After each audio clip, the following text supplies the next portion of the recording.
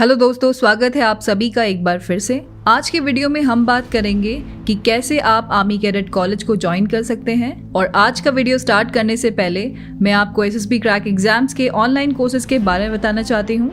अगर आप defence written exams के लिए प्रिपेयर कर रहे हैं तो आप हमारे ऑनलाइन कोर्सेज को चेक कर सकते हैं। इन कोर्सेज में आपको full lectures, mock test, lesson plans और बहुत सा कंटेंट मिलेगा जो आपको रिटन एग्जाम्स क्रैक करने में हेल्प करेगा।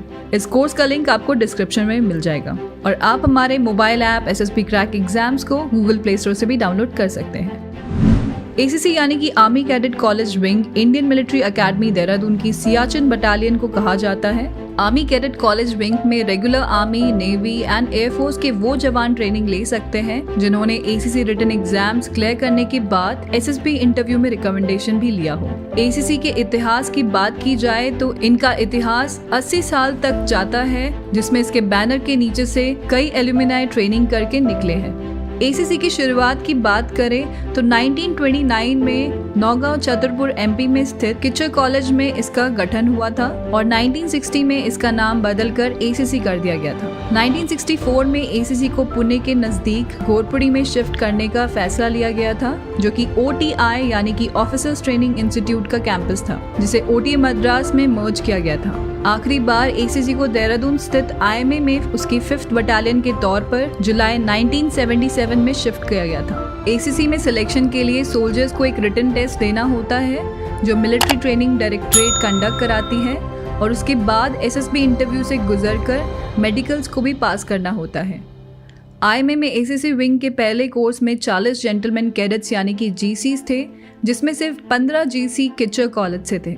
हालांकि एसीसी एंट्री से सोल्जर्स इंडियन आर्मी की टॉप पोस्ट तक नहीं पहुंच पाते हैं और ऐसा इसलिए है क्योंकि उनकी एज और प्रमोशन का कोरिलेशन ही कुछ इस तरीका का होता है। तो आइए बात करते हैं एसीसी एंट्री की एलिजिबिलिटी नॉर्म्स के बारे में और जानने की कोशिश करते हैं कि एक सोल्जर एसीसी के जरिए एक ऑफिसर बन के इंडियन आर्मी में कमीशन ले सकता है। एसीसी एंट्री में अप्लाई करने के लिए किसी भी जवान जो कि ओआर यानी कि अदर रैंक्स में आते हैं, उनकी एज 20 to 27 के बीच होनी चाहिए। इसके साथ ही साथ रेगुलर कमीशन पाने के लिए उनका मिनिमम 2 साल की सर्विस होने के साथ इंटरमीडिएट यानी कि 10+2 होना भी जरूरी है। आपकी जानकारी के लिए बता दें कि इसमें तीनों सेनों में से कोई भी जवान अपने कमांडिंग ऑफिसर की परमिशन के साथ ही अप्लाई कर सकता है। और सक्सेसफुल सोल्जर्स को आईएमए देहरादून की एसीसी विंग यानी कि सियाचिन बटालियन में 4 साल के लिए ट्रेनिंग दी जाती है। आपको शायद पता ना हो, लेकिन एसीसी विंग के कैडेट्स को एनडीए की तरह 3+1 ईयर्स के पैटर्न पर ट्रेनिंग दी जाती है, जिसमें 3 इयर्स डिग्री कोर्स जो कि साइंस या ह्यूमैनिटीज में होता है। उसके बाद आखिरी साल यानी कि 4th ईयर में वो भी एनडीए कैडेट की तरह आईएमए के डायरेक्ट एंट्री कैडेट्स के साथ प्री कमिश्निंग ट्रेनिंग लेते हैं। एसीसी एंट्री से आने का एक बड़ा एडवांटेज जो एसीसी कैडेट्स को इंडियन आर्मी में कमीशन के बाद मिलता है वो ये है कि उन्होंने एक सोल्जर की लाइफ भी एक्सपीरियंस किया है और उसी वजह से उन्हें सोल्जर की साइकोलॉजी और लाइफ के बारे में ज़्यादा अंडरस्टैंडिंग हो जाती है। इसी वजह से उन्हें अपने कमांड में सोल्जर्स को हैंडल करने में ज़्यादा मुश्किलों का सामना नहीं करना पड़ता। अगर एसीसी एग्जाम्स के सिलेबस की पैटर्न की बात करें तो इसे 4 पार्ट्स में डिवाइड कर सकते हैं। सबसे पहले बात करते हैं जनरल मेंटल एबिलिटी टेस्ट, जो कि कैंडिडेट्स की इंटेलेक्चुअल एबिलिटी को टेस्ट करता है।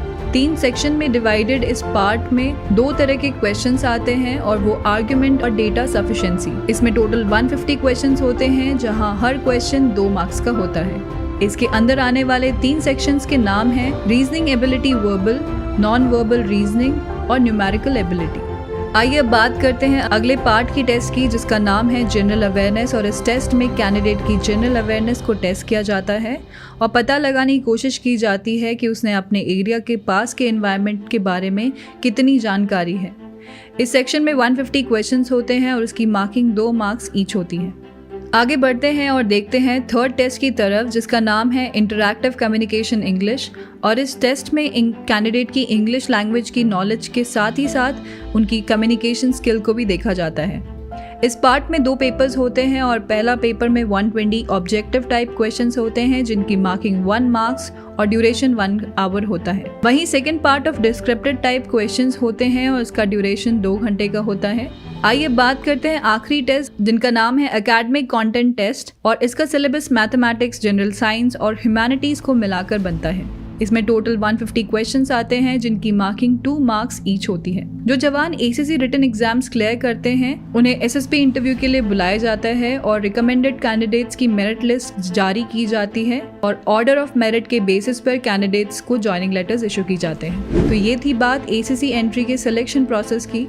अब बात करते हैं आईएमए और एसीसी विंग के वर्किंग और फंक्शनिंग की।